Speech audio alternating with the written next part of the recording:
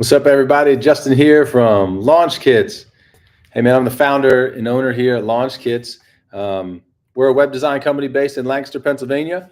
We got a cool office, and like a traditional web design company, we've got a ping pong table because we like to play, actually. So that's kind of fun. It's not just for show. But hey, 6 questions that if you're a sweaty startup website listener and you want to launch a sweaty startup website, we've launched over 250 sweaty startup clients, people that are weekend warriors or late night hustlers that are trying to do a side hustle to get it to be the main thing. And we found that there's 6 questions really that you should ask yourself about building your online presence before you build a website with sweaty startups, or before you take that next step to make your sweaty startup become the main thing. So number one, in no particular order, you really need to ask yourself, how will my website help me get leads? So when you launch a business, whether it's a community-based business, whether you're trying to reach B2B or B2C, whether it's home service, you really want to think through, how am I going to get leads? Now, there's the very common traditional ways that work: yard signs, door hangers. If you have money, direct mailers can work. If you've got a really targeted audience, just buying a random list and sending them out generally doesn't work for conversion. But how are you going to get your leads? So you have the offline approaches. You certainly, some people even spend a lot of money wrapping cars before they are even getting their first lead in the door. I don't quite understand that, and I wouldn't recommend it.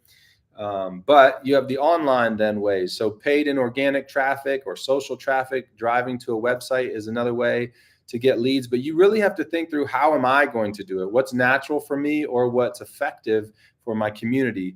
So yard signs work in some neighborhoods and they don't in other neighborhoods. If everyone's house is back off the road, obviously you don't want a yard sign strategy, because even if you put the yard sign out front that says garage door installed by, guess what? I can't see the garage door from the road.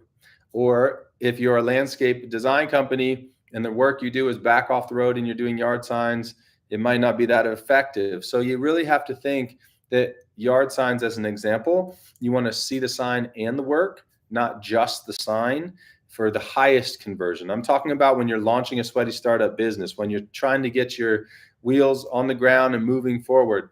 Online, social, paid ads, or organic SEO content. Think through that strategy so that when you build a website, you then know how it's going to work for you. Some people wrap cars and put up yard signs that don't even have their domain on them. So you really need to think through this strategy. The other thing to think about, number 2, is, how am I going to maintain a website? A lot of people build a website and don't even think of maintaining it. Who's hosting it? Who are you paying for security on it? When you write blogs or add content or post videos like this, who's going to put it on? Are you going to do that after you go and you've worked all day and you come home and you got to sit down, you have to log into a website and then post things? Or does your website company have a team of people that are always there to text or email or call or send them little job snippets or overviews or case studies? You've got to have a support team that's going to help you and work with you so that you don't have to do all the heavy lifting. Or if you're the roll up your sleeves type person and you're going to be the one to maintain it, make sure when you start your business, you work that into your schedule. Hey, over lunchtime, I'm going to take 20 minutes.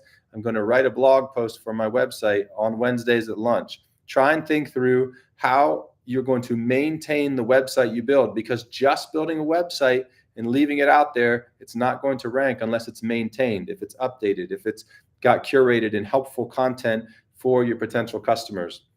Number 3, who owns it? That's a huge question. If you build on GoDaddy or Wix or Weebly or some of these other providers, guess what? When you stop paying them, your website goes away.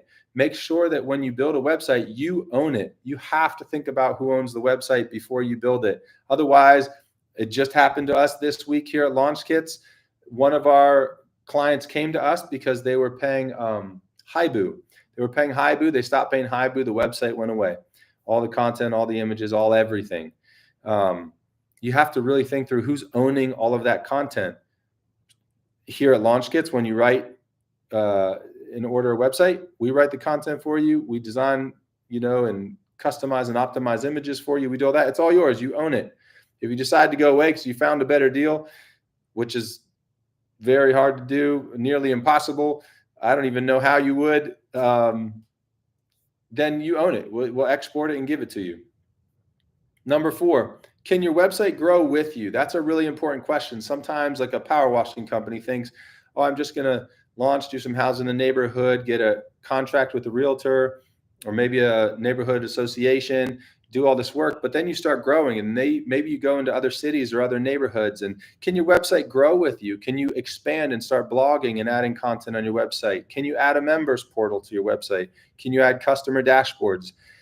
Is your website able to grow with you? Sometimes if you launch on Squarespace, I know it from firsthand experience, building some of my first businesses on Squarespace, then it didn't grow to the capacity that I needed. So make sure your website can grow with you.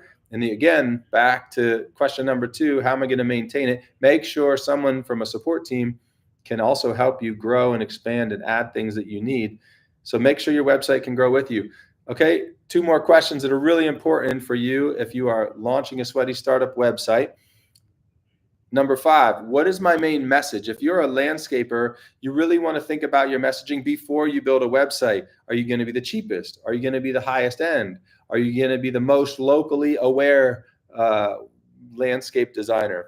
How are you going to channel an audience to resonate with you on your website? What's your message going to be? Are you the number 1 landscaper in, Florida, or are you a Bermuda grass specialist?